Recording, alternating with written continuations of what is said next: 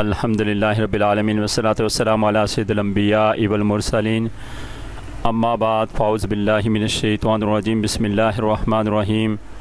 محترم بزرگوں، دوستوں، نوجوان ساتھیوں، محترم بہنوں، پیارے بچوں، السلام علیکم ورحمۃ اللہ وبرکاتہ۔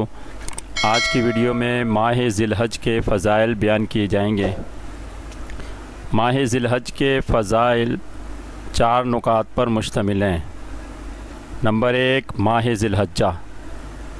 ذی الحج اسلامی سال کا 12واں اور آخری مہینہ ہے۔ اس کو ذی الحجہ کہنے کی وجہ یہ ہے کہ اس ماہ میں اسلام کا 5واں رکن حج ادا کیا جاتا ہے اور دنیا کے کونے کونے سے مسلمان حج ادا کرنے مکہ المکرمہ میں جمع ہوتے ہیں۔ اس ماہ کا 4 حرمت والے مہینوں میں بھی شمار ہوتا ہے۔ اس ماہ میں نوافل، روزے، تلاوت قرآن، ذکر و اذکار اور صدقہ و خیرات کثرت سے کرنا چاہیے، کیونکہ اس میں ان کا ثواب بہت زیادہ ملتا ہے۔ نمبر 2، ماہ ذی الحجہ میں اہم تاریخی واقعات اور شخصیات کا وصال۔ اس ماہ سے کئی تاریخی اہم واقعات اور کئی اہم شخصیات کا وصال مبارکہ بھی وابستہ ہے۔ چنانچہ ذی الحجہ کی پہلی تاریخ کو حضرت علی رضی اللہ تعالی عنہ اور خاتون جنت بی بی فاطمۃ الزہرا رضی اللہ تعالی عنہا کا نکاح ہوا۔ اس ماہ کی 3 تاریخ کو حضرت ضیاء الدین مدنی رحمۃ اللہ تعالی علیہ کا وصال با کمال ہوا۔ ذی الحجہ کی 7 تاریخ کو امام محمد باقر سالم رحمۃ اللہ تعالی علیہ کا وصال با کمال ہوا۔ اسی ماہ کی 8 تاریخ کو یوم ترویحہ ہے اور اسے یوم ترویحہ کہا جاتا ہے، کیونکہ اس دن حجاج کرام اپنے اونٹوں کو پانی سے خوب سیراب کرتے ہیں تاکہ انہیں عرفہ کے دن پیاس نہ لگے۔ اس کے علاوہ حضرت ابراہیم علیہ السلام نے خواب میں اپنے بیٹے کو ذبح کرنے کے متعلق حکم سنا تو صبح اٹھ کر سوچنے لگے کہ یہ خواب اللہ عز و جل کی طرف سے ہے یا نہیں، اس لیے بھی اسے یوم ترویحہ کہتے ہیں۔ اس ماہ کی 9 تاریخ کو عرفہ کہتے ہیں۔ اس کی وجہ یہ ہے کہ عرفہ عرفان سے نکلا ہے، جس کے معنی پہچان کے ہیں، کیونکہ اس دن دوبارہ وہی خواب دیکھ کر حضرت ابراہیم علیہ السلام نے یہ جان لیا تھا کہ یہ خواب اللہ عز و جل کی طرف سے ہے۔ اس دن کی بڑی فضیلت ہے۔ اسی دن حج کا سب سے بڑا رکن وقوف عرفات ادا کیا جاتا ہے۔ اس ماہ کی 10 تاریخ کو یوم نحر قربانی کا دن کہا جاتا ہے۔ اسی دن حضرت اسماعیل علیہ السلام کے فدیے میں مینڈا ذبح ہوا۔ اسی دن دنیا بھر کے مسلمان قربانیاں کرتے ہیں اور عید الاضحیٰ منائی جاتی ہے۔ اس ماہ کی 9 تاریخ سے لے کر 13 تاریخ کو ایام تشریق کہتے ہیں، یعنی 9 تاریخ کی نماز فجر سے لے کر 13 تاریخ کی نماز عصر تک ہر فرض نماز کے بعد مرد حضرات بآواز بلند تکبیر پڑھتے ہیں اور خواتین آہستہ پڑھتی ہیں۔ تکبیر یہ ہے: اللہ اکبر، اللہ اکبر، لا الہ الا اللہ، واللہ اکبر، اللہ اکبر، وللہ الحمد۔ اس ماہ کی 10 تاریخ سے لے کر 13 تاریخ کو ایام نحر کہتے ہیں، جن میں جانوروں کی قربانی کی جاتی ہے۔ اسی ماہ کی 10 تاریخ یعنی عید الاضحیٰ کے دن اللہ کے ولی حضرت مخدوم جہانیہ جہاں گشت رحمۃ اللہ تعالی علیہ کا وصال با کمال ہوا۔ 17 ذی الحجہ کو ابو بکر شبلی رحمۃ اللہ تعالی علیہ کا وصال ہوا۔ 18 تاریخ کو داماد رسول حضرت عثمان غنی رضی اللہ تعالی عنہ نے شہادت پائی۔ اسی 18 تاریخ کو کعبہ مشرفہ تیار ہوا۔ اسی 18 تاریخ کو نعیم الدین مراد آبادی رحمۃ اللہ تعالی علیہ کا وصال با کمال ہوا۔ اسی ماہ کی 22 تاریخ کو حضرت عبدالعلیم صدیقی میرٹھی رحمۃ اللہ تعالیٰ علیہ، جو علامہ شاہ احمد نورانی صدیقی رحمۃ اللہ تعالیٰ علیہ کے والد ہیں، ان کا وصال با کمال ہوا۔ ذی الحجہ کی 26 تاریخ کو حضرت داؤد علیہ السلام پر استغفار نازل ہوئی۔ اسی 26 تاریخ کو حضرت عمر رضی اللہ تعالی عنہ پر قاتلانہ حملہ ہوا اور 3 دن آپ شدید زخمی حالت میں رہ کر یکم محرم الحرام کو شہادت کے درجے پر فائز ہوئے۔ اسی ماہ کی 27 تاریخ کو واقعہ ہرہ پیش آیا کہ جس دن یزیدیوں نے مدینہ شریف پر حملہ کیا۔ اسی ماہ کی 28 تاریخ کو حضرت علی رضی اللہ تعالی عنہ نے منصب خلافت سنبھالا۔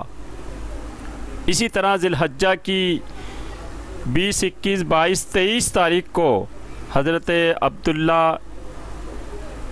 غازی عبداللہ شاہ کا جو ہے کلفٹن میں عرس دھوم دھام سے منایا جاتا ہے۔ نمبر 3 احادیث۔ اس ماہ کے فضائل کا ذکر احادیث میں بھی آتا ہے۔ حضرت ابن عباس رضی اللہ تعالیٰ عنہ سے روایت ہے کہ حضور علیہ الصلوۃ والسلام نے ارشاد فرمایا، اور ایام ایسے نہیں ہیں کہ جن میں عمل اللہ کو ان دنوں یعنی ذی الحجہ کے 10 دنوں کے عمل سے زیادہ پسند ہو۔ صحابہ اکرام نے عرض کی، کیا راہ خدا میں جہاد بھی ایسا نہیں؟ آپ علیہ الصلوۃ والسلام نے فرمایا، ہاں راہ خدا میں جہاد بھی، مگر یہ کہ آدمی اپنا مال و جان لے کر راہ خدا میں نکلا اور ان میں سے کچھ بھی سلامت نہ لایا۔ اسی طرح حضرت عبداللہ بن مسعود رضی اللہ تعالی عنہ سے روایت ہے کہ اللہ تعالیٰ عز و جل نے دنوں میں سے 4 دن پسند فرمائے ہیں۔ ان میں سے 2 دن ذی الحجہ کے ہیں۔ ایک 9 ذی الحجہ عرفہ کا دن ہے۔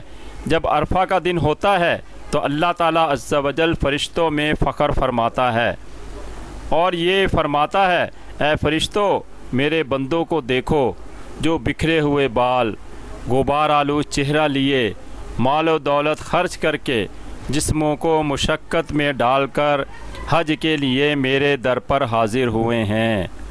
تم گواہ ہو جاؤ میں نے انہیں بخش دیا۔ دوسرا 10 ذی الحجہ قربانی کا دن ہے۔ چنانچہ جب قربانی کا دن ہوتا ہے اور بندہ قربانی سے قرب رب طلب کرتا ہے تو جو ہی قربانی کے خون کا پہلا قطرہ زمین پر گرتا ہے وہ بندے کے ہر گناہ کا کفارہ ہو جاتا ہے۔ نمبر 4 اس ماہ میں روزے۔ اس ماہ کے روزوں کا بھی بڑا ثواب ہے۔